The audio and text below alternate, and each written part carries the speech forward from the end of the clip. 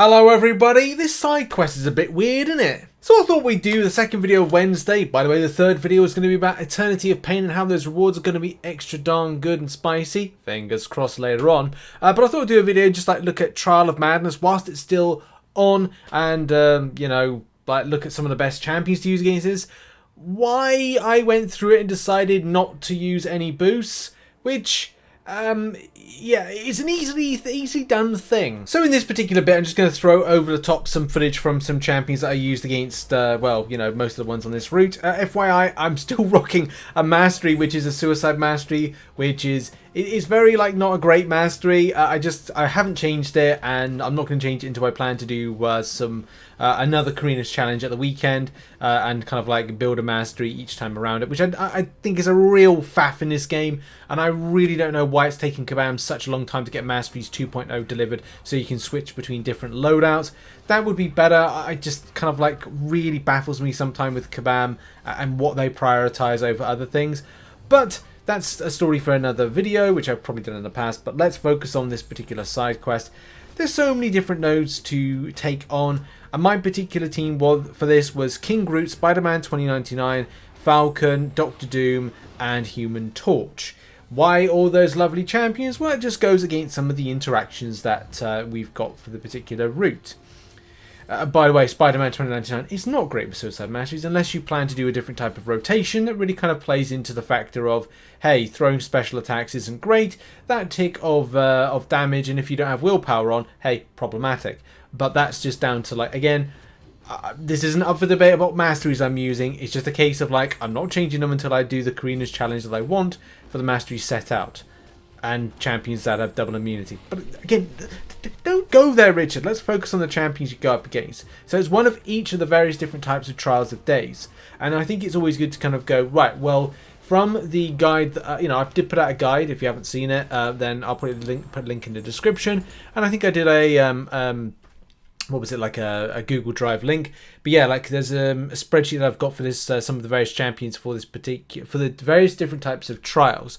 And essentially what you'll be doing with that spreadsheet is going, oh yeah, some of those champions will be quite corking to take on some of the various champions.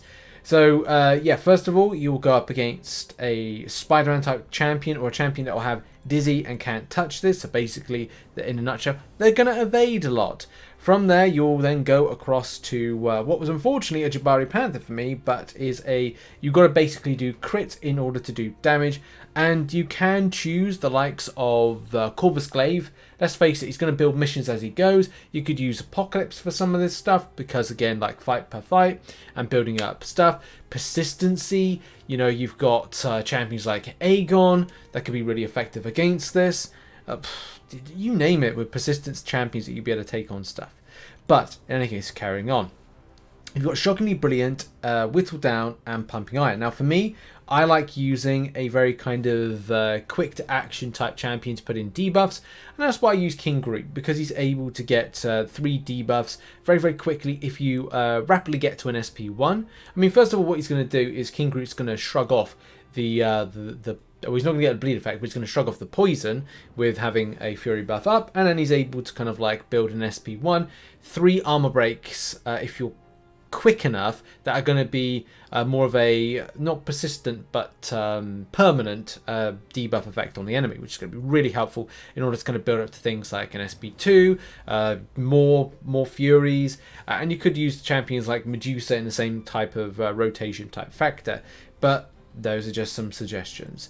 Now, I did use Falcon at the start when it came to Dizzy, but you could use Archangel so much more, and maybe bring back in Archangel a little bit down the line when it comes to certain other champions like, I don't know, Thor Ragnarok. There's loads of options for us. I think I ended up using for this particular fight, like again, King Groot as well. I think it's just because of the way I set up my masteries, which, as I said, I'm not going to change until the weekend when I'm kind of, you know, plotting a different kind of course of stuff with Karina's challenge. Or maybe I'll just do arena grind and keep the suicides as they are before then switching back. But I'll have to see as well for Eternity of Pain later on if that dramatically affects it. But Doctor Strange, or the one that has, which was Sorcerer Supreme for me, has Power Shield Specialist, Power Focus, and Enhanced SP2. And I would say anything that's got a good Mystic counter to it in its makeup could be quite effective. I did try Spider-Man 2099 for a little while, but it's just a case of it does not work to a great deal with suicide masteries. But it is what it is, and it was what it was. Any champion can really kind of like do that one with no hassle. But there's loads of suggestions. As I said, it's like it goes back to my spreadsheet of going like you could pick one of many champions, and you don't have to specifically choose them if you are struggling. But the point that I need to come back to is something that I forgot to do. Now at this point, and even when going through the end boss, which I ended up using Human Torch for, a non-suicide mastery Red Guardian or Spider-Man 2099 can be really effective against Dormammu, by the way, because Staggering Beauty, you're going to get staggered. Well, here's the thing. Those two champions just mentioned don't gain buffs. So what's the great thing about that? They can't be punished. That's right, they can't be punished at all, especially by Prey on the Weak. And yeah, just Prey on the Weak. The encroaching stun is probably something to watch out for, and saving your power and your special attacks to throw once the that encroaching stun comes up, go do it. But you can look to other champions that shrug off the stun quite easily, what was the one that just popped in my brain and went? Nick Fury, because he in phase 2 he's able to kind of like shrug that off, but do watch out for the fact he might gain a Fury buff and also precision. But if you're fine with that, I guess that could be an option there. But encroaching stun, just wait until that timer when encroaching stun comes close to about, I don't know, 1 or 2 seconds, and then boom, throw in a special attack. Normally an SP2 would be better because it's a longer, lengthier time, and we'll go over to the next cycle of the encroaching stun. But you do you at the end of the day what you want to use. What's the problem, Rich? What happened? There was an issue. But the issue was this, like I went through it all, and I was like, oh, I didn't use any of the boosts. So I would say that's good in some ways, but also I think next time I'll look to kind of like use the boost, especially because it's meant to be used in Trial of Madness, and especially for what these things actually do and help out. Before you get into the quest, and the quest, I think my raw footage came to about 10 minutes or a little bit less. I think the Suicide Masteries really helped to kind of like kick in a little bit more damage, and meant that the time was kind of like less in the fights. So you've got lots of things to help you out, like Essence of Light. Your champions have a chance to evade all incoming attacks and leave your opponent stunned. So that's good. But there's also critical hits on your champion inflict debuffs at random. Being struck by a critical hit grants buffs at random. So that could be helpful against Whittled Down and Pumping Iron. So that could be really kind of cool for you.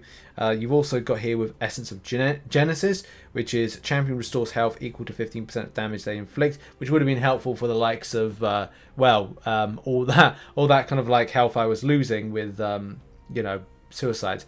Essence of Patience, which is the Frank boost, by the way. Its special attack increases damage by 10% every 10 seconds. Again, helpful enough. And 100% gain on power, attacking, or being attacked with the Essence of Will. And that's really it, apart from Essence of Fire, which is the critical resistance, critical rating, block proficiency, power rate, and ability accuracy by 10% goes up to a maximum of 60% whenever they fill a bar of power. I mean, they're all really helpful things. I just didn't use them. Is it because I was using 6 stars? A lot of the time, maybe. The biggest problem with this is like testing stuff out. Like, it's kind of one and done to kind of test things out, and like if you make a mistake once, it's like, well, you can't revert back to this to kind of go, if you make a mistake, or no, not mistake, if you get through it and you're like, okay, well, I would have liked to have tested out 5 other champions, you can't, so you have to rely on other people's information in order to go, okay, well, these are all good as well. But yeah, like those boosts would have been fun to just add that extra kind of like pep to this. But just quickly, I want to go over what the problems are with this and kind of response from Kabam, because Kabam have as well said that some more stuff to this, because they had to respond to a lot of people like not I wouldn't say not too happy, but kind of like confused with it. I want to clear up some confusion around this event. We put in a lot of effort to make this version of Trials more player friendly. All normal quests available all the time, so you can't miss them. Extra keys, taking class specific rewards, avoid using entry limits, using keys so players can quit if they choose too hard easy difficulty. We may have wound up changing too many things all at once, so now the quest feels more experimental. The intent is very much you acquire keys just by logging in, play the main quest at your leisure, get boosts. When the Madness trial appears every Tuesday, apparently it appears, you cash in all your boosts and defeat Dormammu. Spend Ancient Remnants on class-based bundles. Repeat. I actually like the class-based bundles. I think they're actually a really good thing. Eventually clear the solo objective over the month. Additionally, I think some of the confusion is coming from the fact that we sent the first key sling ring charge in a message, which offsets the calendar. Players are getting a charge for the first trial again when the Trial of Madness is on now. We're going to keep all of these in mind for the future and continue to improve them on it. Yeah, I've still got to submit some more ideas. This, by the way, this wasn't any of my ideas. I still haven't seen any of the things that I submit. I think I submitted 3 ideas to Kabam, all of which I have never, 2 of which I haven't received any feedback on. 1 I did, and I still haven't. What's that? 7 months later, still haven't heard anything back about whether or not Kabam were interested in using it. But whatever. But yeah, like that's really it. Has it been super confusing? Yeah, there's been some good elements, some bad elements. I mean, for me at the moment, because I'm too focused in other areas of the game that interest me, which is Karina's challenges, prepping, and kind of doing that. A little bit of arena grind, but I'm kind of like I'm easing off a little bit of that so I don't burn out too much. I will be back grinding a lot more arena, for some July 4th deals, but I'm more kind of prepared for Eternity of Pain, prepping for Karina's challenge, which one I'm going to do next, and then the one after that one, and then the other one after that one, all that stuff. So yeah, that's been the video that hopefully covers a lot of the confusion that Kabam have given as a result of this, and also a quick little guide on Trial of Madness, and that's been the video. So yeah, thank you very much for watching. We will have an Eternity of Pain related video later on. It may be, I don't know, best champions used against it the first week, and it will be a rewards reaction and what it means for the Paragon titleage.